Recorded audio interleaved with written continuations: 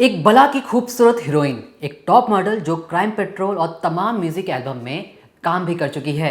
ये जो तस्वीर आप अपनी स्क्रीन पर देख रहे हैं ये उसी मॉडल की है। नाम है मानसी दीक्षित।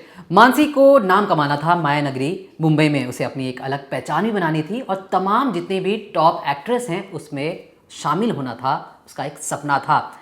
मानसी जब 14 साल की थी तो जब मिस कोटा, जो राजस्थान में एक जगह है, वहाँ पर एक कंपटीशन हुआ ब्यूटी कॉन्टेस्ट, महज 14 साल की उम्र में वो रनर अप बनी मिस कोटा के लिए। परिवार को लगा कि इसमें एक हुनर है, काबिलियत है, तो क्यों ना इसे ग्रूम किया जाए एक मॉडल बनाने के लिए, एक एक्ट्रेस बनाने के लिए। कोशिश कामयाब भी होती है और 19 साल की उम्र में जो मानसी है उसे मौका मिलता है तमाम बॉलीवुड वाले लोगों से जुड़ने का, उनके साथ काम करने का। यहाँ तक कि क्राइम पेट्रोल में भी मौका मिला, कई म्यूज़िक एल्बम में मौका मिला और परिवार को भी खुशी थी कि कहीं ना कहीं जो मानसी है और जो सपना उन लोगों ने देखा था, मानसी वो सपना पूरा कर रही है और आने वाले समय में एक बहुत बड़ी स्टार बनेगी। फिर एक रोज़ एक न्यूज़ आती है। न्यूज़ में ब्रेकिंग न्यूज़ के तौर पर लिखा जाता है कि देखिए, मानसी दीक्षित जो कोटा की रहने वाली थी उसकी लाश को सूटकेस में भरकर एक झाड़ियों के पास रखा गया है। पुलिस ने लाश को बरामद किया है। एक बहुत शॉकिंग न्यूज़ थी। जितने भी लोग मानसी दीक्षित को जानते थे, उसके अभिनय को समझते थे, उनके लिए एक बहुत बड़ी शॉकिंग न्यूज़ थी। लेकिन सवाल था कि ये सूटकेस में मानसी की लाश को किसने रखा होगा? कौन लोग हैं जो चाहते थे कि मानसी दीक्षित आगे ना बढ़ पाए? और जब ये खबर मुंबई पुलिस तक पहुंचती है तो महज मुंबई पुलिस 4 घंटे के अंदर कातिल के गिरबान तक पहुंच जाती है और कैसे एक कैब ड्राइवर हर चीज़ बताता है और लीड देता है मुंबई पुलिस को। और जैसे ही मुंबई पुलिस कैब ड्राइवर की बताई हुई जगह पर पहुंचती तो देखती जो कातिल है वो फर्श पर पोछा लगा रहा है और खून के आखिरी धब्बों को मिटाने की कोशिश कर रहा है। कमरे में सामान बिखरा पड़ा है। तो आखिर कातिल का मकसद क्या था? और कातिल घर में पोछा लगा रहा था तो सूटकेस झाड़ियों के पास, जो उस घर से कोसों दूर है, वहां कैसे मिलता है? इसके बारे में बात करेंगे। नाम है मेरा दीपक, तफसील से सुनिएगा। दरअसल जो पूरा वाकया है, ये पूरा वाकया 15 अक्टूबर 2018 का है। दोपहर के समय मुंबई शहर में एक अंधेरी इलाका है, वहाँ पर एक मिलत नगर नाम का जगह है जहाँ पर एक कैब बुक की जाती है ओला ऐप के ज़रिए। सांता क्रूज एयरपोर्ट के लिए बुक की जाती है। कहाँ से? मिलत नगर, जो कि अंधेरी इलाके में है मुंबई के, वहाँ से सांता क्रूज एयरपोर्ट के लिए ओला कैब पर बुक की जाती है। टैक्सी ड्राइवर का नाम है, यहाँ पर आपको नाम बदल के बता रहा हूँ, नाम है उसका सौरभ। नाम बदला हुआ है ताकि उसकी असली पहचान छिपाई जा सके, क्योंकि ये इस कहानी का एक तरीके से हीरो है, क्योंकि इसी की वजह से इतनी बड़ी मर्डर मिस्ट्री सॉल्व हो गई, वो भी सिर्फ 4 घंटे के अंदर। अब ध्यान से सुनिएगा। जो सौरभ, जो बदला हुआ नाम है कैब ड्राइवर का, वो जैसे ही देखता है कि एक रिक्वेस्ट आई है और जहाँ पर सांता क्रूज एयरपोर्ट जाना है, वो एक्सेप्ट कर लेता है और सीधे पहुँच जाता है उस आरोपी के पास, या कहे उस शख्स के पास जिसके पास एक सूटकेस रखा हुआ था। और लड़का महज दिखने में 19 से 20 साल का था। जैसे ही वो अपनी कैब लगाता है उसके घर के पास, लड़का कहता है कि डिक्की खोलिए, मुझे बैग को डिक्की में रखना है। अब बैग बहुत ज़्यादा भारी था तो वो लड़का कहता है कि भैया मेरी मदद कर दीजिए, डिक्की के अंदर सूटकेस रखना है। किसी तरीके से दोनों मिलकर सूटकेस डिक्की के अंदर रखते हैं। अब जो कैब ड्राइवर था उसे लगा कि हो सकता है कि इतना भारी बैग, तमाम तरीके के उसने लोग देखे हैं, सामान उठाया है, लेकिन इतना भारी भरकम बैग तो नहीं होना चाहिए। तो उसे लगा कि शायद कुछ होगा, सामान ज़्यादा होगा। वो डिक्की के अंदर रख देता है बैग और डिक्की बंद कर कहता है कि सर आप पीछे बैठिए और OTP बताइए। इसके बाद OTP बताई जाती है और कहा जाता है कि चलो एयरपोर्ट की ओर। महज कुछ ही किलोमीटर वो चले थे तो वो जो लड़का पीछे बैठा था ओला ऐप के ज़रिए लोकेशन बदल देता है और कहता है कि जगेश्वरी एक जगह है, वहाँ पर ले चलो, मैंने लोकेशन बदल दिया है। अब एयरपोर्ट जाते जाते अचानक से रास्ता बदल दिया जाता है। कुछ दूर चलने के बाद वो अचानक से अपना लोकेशन और जो डेस्टिनेशन लोकेशन था उसे बदलता है और वो कर देता है गोरेगांव। अब जो ड्राइवर था वो भी इरिटेट हो रहा था, उसे लग रहा था कि जो ये कहाँ एयरपोर्ट जा रहे थे हम, कहाँ दूसरी जगह जाने लगे हैं, ये तो गलत है।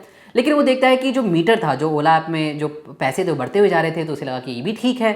अब भैया को कहाँ जहाँ भी जाना है उसके लिए पैसे बढ़ेंगे, उसे पैसे मिलेंगे। अब इसी सिलसिले में उसने कुछ कहा तो नहीं, फिर धीरे धीरे ये गोरेगांव से अपना डेस्टिनेशन फिर बदलता है और मलाड की तरफ कर देता है। वो उससे पूछता है कि भैया अगर आपको एयरपोर्ट जाना है तो आपने एयरपोर्ट का डाला था, बार बार लोकेशन क्यों बदल रहे हो? आपकी लोकेशन बदलने की वजह से मुझे आपके साथ टाइम स्पेंड ज़्यादा करना पड़ रहा है और आपको अलग अलग जगह लेके जाना पड़ रहा है। थोड़ा सा कंफ्यूज था। लेकिन फिर भी उसने कहा कि मलाड ले चलो, मलाड ले जाने के बाद आप मुझे एक माइंड स्पेस नाम की एक जगह है वहाँ पर छोड़ देना, वहाँ पर एक मेरा दोस्त आएगा जो मुझे पिकअप करेगा और फिर हम दोनों वहाँ से ऑटो से एयरपोर्ट चले जाएंगे। अब मलाड के बाद जो माइंड स्पेस नाम का जो जगह था वो थोड़ा सा सुनसान था, वहाँ पे झाड़ियाँ थी, जंगल थे। वो कैब ड्राइवर को कहता है कि आप इसी जगह मुझे उतार दो, मेरा दोस्त आने वाला है ऑटो से, हम दोनों साथ एयरपोर्ट जाएंगे। अब कैब ड्राइवर को पैसे मिल जाते हैं और जैसे ही वो कहता है कि डिक्की खोल दो, मुझे बैग बाहर निकालना है। बैग निकालना थोड़ा सा मुश्किल हो रहा था। वो फिर से कहता है ड्राइवर साहब को कि ड्राइवर साहब आइए मेरी मदद कर दीजिए बैग निकालने में, क्योंकि बैग बहुत ज़्यादा भारी है। ड्राइवर पहले ही इरिटेट हो चुका था क्योंकि तमाम बार बार वो जितने भी तरीके थे, वो लोकेशन बदल रहा था, बार बार उसे गाड़ी यहाँ से वहाँ घुमानी पड़ रही थी। वो मदद करने के लिए दोबारा आता है और डिक्की से उतारता है बैग को।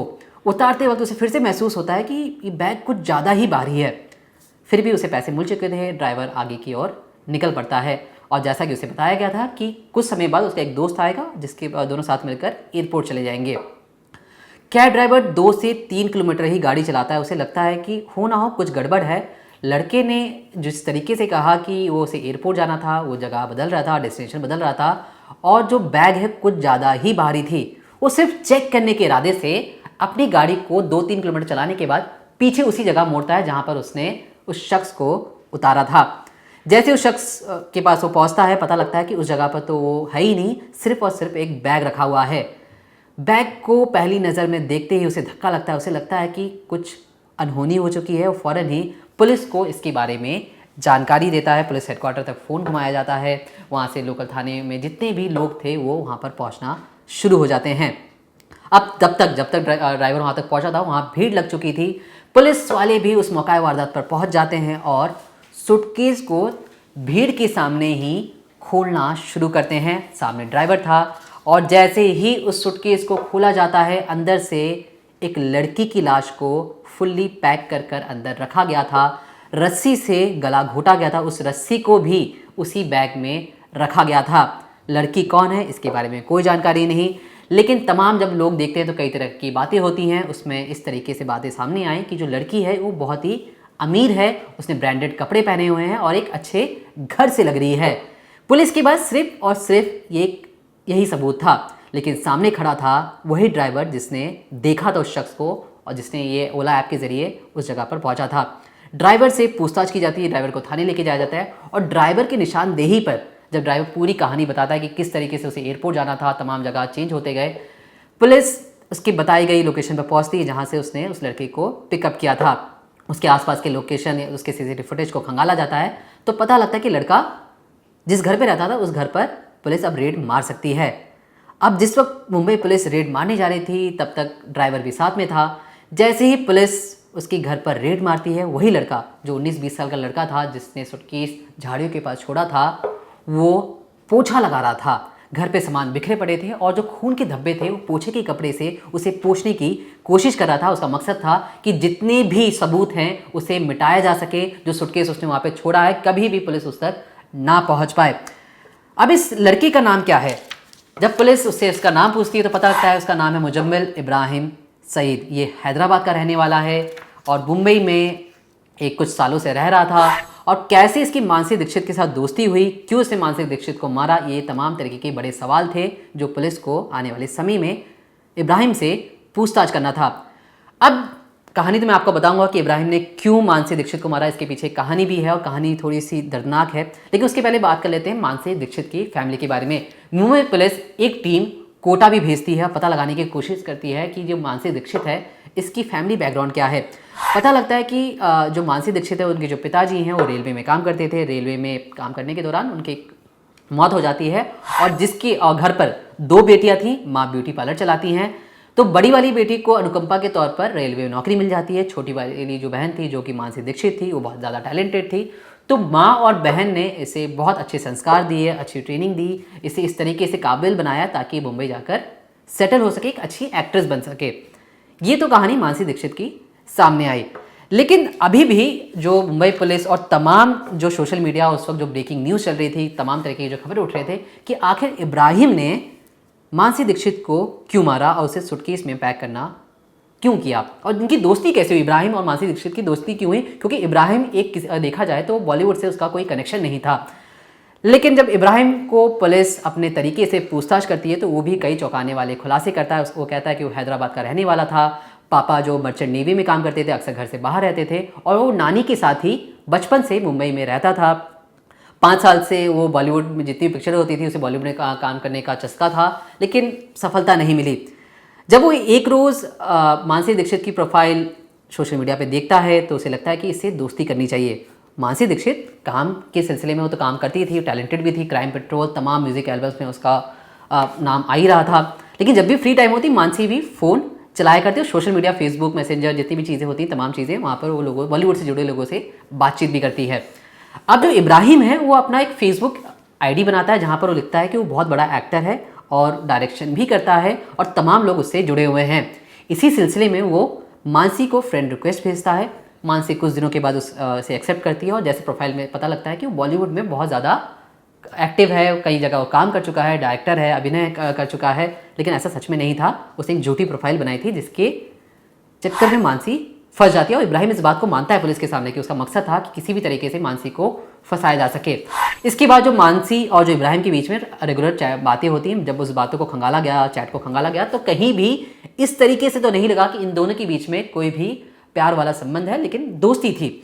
अक्सर ये कई रेस्टोरेंट्स में खाना खाने जाते हैं और रेस्टोरेंट में जब खाना खाने भी जाते हैं तो वहाँ पर ये दोनों मिलकर बॉलीवुड की ही बातें करते हैं, किस तरीके से एक्टिंग करनी चाहिए इसके बारे में बातचीत करते हैं और यहाँ से इनकी दोस्ती बढ़ती हुई चली जाती है।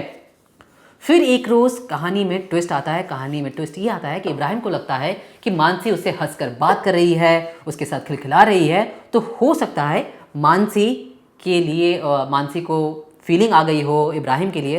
तो इब्राहिम एक दिन कहता है कि मेरी जो नानी है वो घर पर नहीं है, तो फटाफट मेरे फ्लैट आ जाओ, हम एक फ़ोटो शूट करेंगे और उसके बाद तुम्हें एक अच्छा अभिनय मिल सकता है, एक अच्छी जगह एक्टिंग करने का मौका मिल सकता है। मानसी भी बताए गए एड्रेस पे पहुंच जाती है जो कि खुद इब्राहिम का घर था।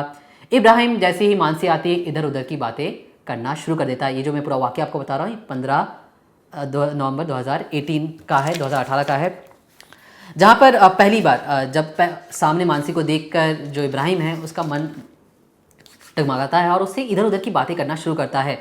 मानसी को लगता है कि उसने फ़ोटो शूट के लिए यहाँ पे उसे बुलाया था, लेकिन वो फ़ोटो शूट के अलावा वो सारी बातें कर रहा है जो पहली बार उसके लिए थोड़ी सी अजीब लग रही थी। अब धीरे धीरे जो इब्राहिम है उसके करीब आना शुरू कर देता है और उसे गलत तरीके से छूता है। इतने में मानसी भड़क जाती है और कहती है कि तुम ये सारी चीज़ें क्यों कर रहे हो और तुम मेरे अच्छे दोस्त हो। इस पर इब्राहिम अपने मन की बात बताता है और कहता है कि मुझे तुमसे प्यार है और मुझे तुम्हारे साथ संबंध बनाना है। मानसी गुस्सा होती है, उसे धकेलते हुए उस घर को छोड़कर भागने की ओर कोशिश करती है। पीछे से इब्राहिम स्टूल के जरिए उसके सर पर वार करता है। मानसी वहीं पर बेहोश होकर नीचे गिर जाती है। इसके बाद इब्राहिम के अंदर का जो हैवान है वो जागता है और मानसी जब बेहोश थी उसके साथ रेप करता है और रेप करने के दौरान मानसी की आंखें खुल जाती हैं, वो होश में आ जाती हैं। फिर दोनों में झड़प होती है, लेकिन फिर भी इब्राहिम रुकता नहीं है और गुस्सा उसका इस कदर हावी हो चुका था, उसे लग रहा था कि बाहर जाकर ये उसकी पोल खोल देगी तो दुनिया में उसकी थू-थू होगी, बदनामी होगी। वो जूते की लैस से मानसी का गला घोट देता है जब तक उसकी सांसें थम नहीं जाती। इसके बाद उसे लगता है कि इसकी मौत कंफर्म करने के लिए वो घर में एक रखी रस्सी को लाता है, उससे गला घोटता है और जब तक घोटते जाता है कि जब तक उसकी सांसें थम ना जाएं। कमरे में खून फैल चुका था कई तरीक़ों से, जो हाथापाई हुई थी। उसके बाद वो घर पे रखी एक बड़ी बैग को लेकर आता है, उसमें किसी तरीके से मानसी को फोल्ड करता है, फोल्ड करके रस्सी रखकर उसको कैब के ज़रिए झाड़ियों के पास पहुंचा देता है।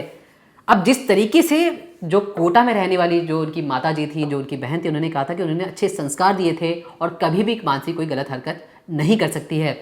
और यहाँ पर जो इब्राहिम था उसका मकसद था कि कैसे भी, जो क्योंकि मानसी उसे हंस के बात कर रही थी, उसे लग रहा था कि मानसी उसे प्यार करने लगी, उससे दोस्ती हो गई है, और यहीं पर इब्राहिम ने छेड़छाड़, रेप और मानसी को मारने का जो कृत्य किया वो कहीं ना कहीं कोर्ट के सामने भी बहुत बड़ा सबूत बना। लेकिन फिलहाल के लिए अभी भी ये जेल के अंदर बंद है और बेल की अर्जी पर अर्जी लगा रहा है इब्राहिम। लेकिन परिवार का कहना है कि जिस तरीके का इसने जो कृत्य किया है, बेहोशी कर रेप करने की जो कोशिश की है, ये कहीं से भी सही नहीं ठहराया जा सकता और इसे बेल मिलना भी गैर कानूनी होगा। तो फिलहाल के लिए तो जेल में बंद है, लेकिन जिस तरीके से जो कैब ड्राइवर ने इस पूरे हत्याकांड को सुलझाने में मुंबई पुलिस की मदद की और महज 4 घंटे के अंदर, एक हत्या करने के बाद महज 4 घंटे के अंदर मुंबई पुलिस उस कातिल तक पहुंच